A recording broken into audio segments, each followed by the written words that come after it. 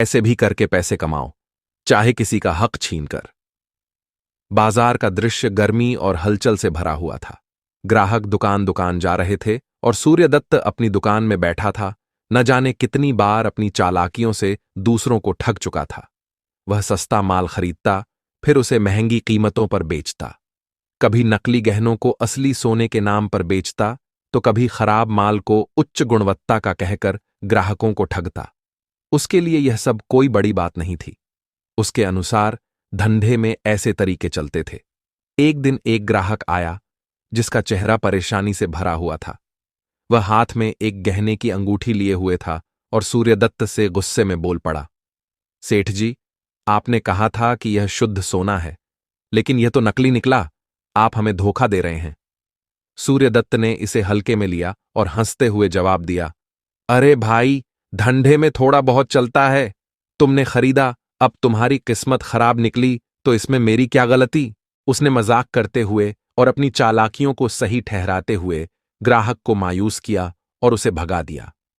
वह अपने आप को बड़ा समझ रहा था, जैसे कि उसके धोखेबाज व्यापार से वह किसी से कम नहीं था।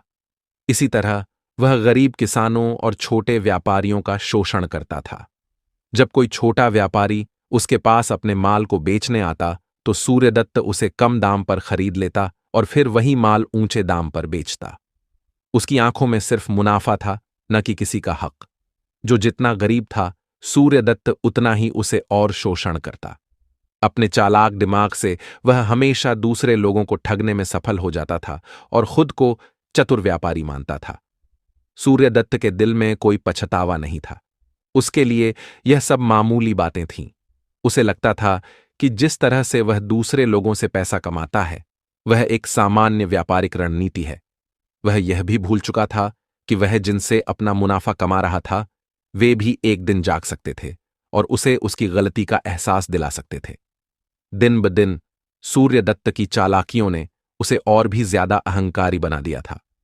वह हमेशा दूसरों को धोखा देकर अपनी दौलत बढ़ाता गया, लेकिन वह यह नहीं समझ पाया कि जो व्यक्ति दूसरों का हक मारता है, वह कभी भी सच्चे सुख और शांति को नहीं पा सकता। इस तरह से उसके पापों का घड़ा दिन ब दिन बढ़ता ही जा रहा था। उस रात सूर्यदत्त को एक अजीब और डरावना सपना आया। रात के अंधेरे में, जब सब कुछ शांत था, एक बार फिर वही यमदूत उसके सामने प्रकट हुआ। उसकी आंखें जलती हुई थीं और उसके चेहरे पर गहरी नाराजगी थी। उसका रूप और आवाज इतनी भारी थी कि वह जैसे सूर्यदत्त के भीतर तक समा गया। यमदूत गुस्से से बोले, सूर्यदत्त,